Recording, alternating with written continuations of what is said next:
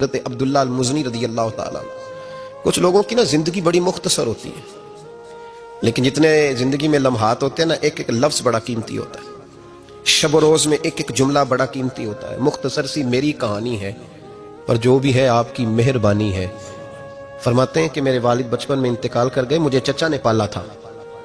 اللہ نے میرے اوپر رحم کیا اور میں رسول اللہ کا غلام بن گیا.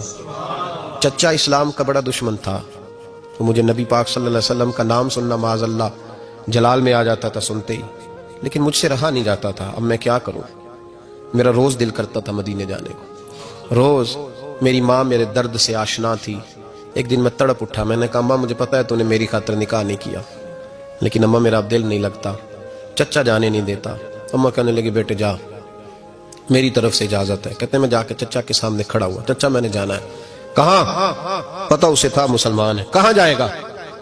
میں نے کہا مجھے مدینے جانا ہے. کہتے ہیں وہ تو آگ بگولا ہو گیا. کہنے لگا تیرے پاس جو کچھ ہے سارا میرا دیا ہوا ہے. تو میں نے کہا چچا رکھ لے. کہا جیبوں میں جو ہے وہ بھی نکال دے. کہتے میں نے رکھ دیا. پھر جلال میں کہنے لگا یہ جو تو نے کپڑے پہنے یہ بھی میرے ہیں. حضرت عبداللہ المزنی کہتے ہیں میں نے وہ کپڑے بھی اتار کے دے دیے.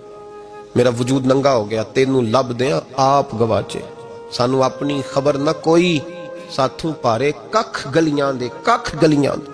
سانو آخ دے لوگ شدائی، کیونکہ اسی ننگ نموس دا ساڑ کے چولا، گل پہنے تاج گدائی، آزم اپنا آپ گوایا ہے تا یار نے چاہتی پائی.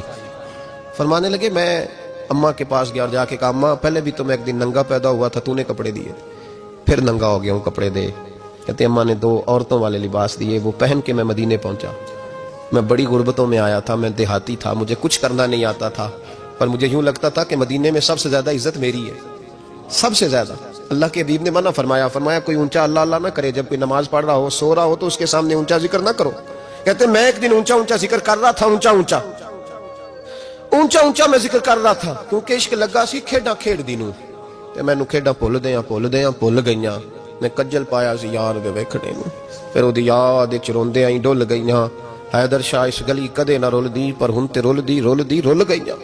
کہتے میں اونچا ذکر کر رہا تھا تو حضرت عمر فاروق رضی اللہ تعالیٰ نے ڈانٹ دیا. فرمایا تجھے نہیں پتا حضور نے منع کیا؟ تو عمر نے ڈانٹا تو میں چھپ کے بیٹھ گیا کونے میں. حضور آئے نا نماز پڑھانے، تو محبوب نے پتا کیا وہ عبداللہ کدھر ہے. کہتے میں کونے میں تھا. حضور نے فرمایا کیا ہوا؟ تو میں رو پڑا.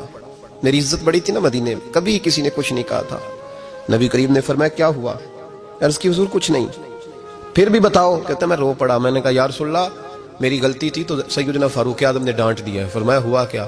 یا رسول اللہ میں اونچا ذکر کر رہا تھا، اور بات بھی ٹھیک ہے، کچھ لوگ قریب نماز پڑھ رہے تھے، حضرت عمر نے منع کیا. نبی کریم علیہ السلام نے فرمایا بلاؤ نہ ذرا عمر کو. خود قانون حضور نے بنایا ہے کہ اونچا ذکر نہ کرے جب کوئی نماز پڑھ رہا، بلاؤ نا عمر کو. جناب عمر آئے تو حضور نے فرمایا عمر میرے عبداللہ کو کوئی نہ ڈانٹے. کسی ان پڑھ سے، کسی دیہاتی سے، کسی بھولے سے انداز دیکھے حضور کا، اسے کوئی نہ ڈانٹے. پھر حضور نے فرمایا تمہیں پتہ ہے یہ میرے لیے کتنی تکلیفیں برداشت کر کے آیا. صحابہ فرماتے ہیں یہ خوش نصیب ہے جس کی روح بھی محبوب کے ہاتھوں میں نکلی. اور جب جنازہ اٹھا تو حضور کی داڑھی سے ہم نے آنسوں کے قطرے ٹپکتے دیکھے. مدینے میں رواج تھا کہ قبر میں قریبی عزیز اتارا کرتے تھے، پر ان کا تو مدینے میں رشتہ دار ہی کوئی نہیں تھا. حضرت عمر فاروق اور جناب ابو بکر صدیق کہنے لگے ہم قبر میں اتارتے. جب ان دونوں نے اٹھایا قبر میں گئے تو کہتے ہیں کمال دیکھو اللہ کے رسول ہم دونوں سے پہلے قبر میں اتر گئے. اور حضور نے یل بدایا والنہایا میں موجود ہے، کہا مجھے دو میں قبر میں اتارتا ہوں. کہتے ہیں حضور نے تنے تنہا پکڑا، تنے تنہا قبر میں اتارا. پسے مردن فرشتوں نے جو تلاشی لی تو کیا نکلا؟ فقط ایک دل کے گوشے سے خیال مصطفیٰ نکلا. نبی کریم علیہ السلام نے قبر میں رکھا اور ساتھ فرمایا اے اللہ میں آج شام تک اس سے راضی تھا، تو بھی اپنے کرم سے اس سے راضی ہو جا.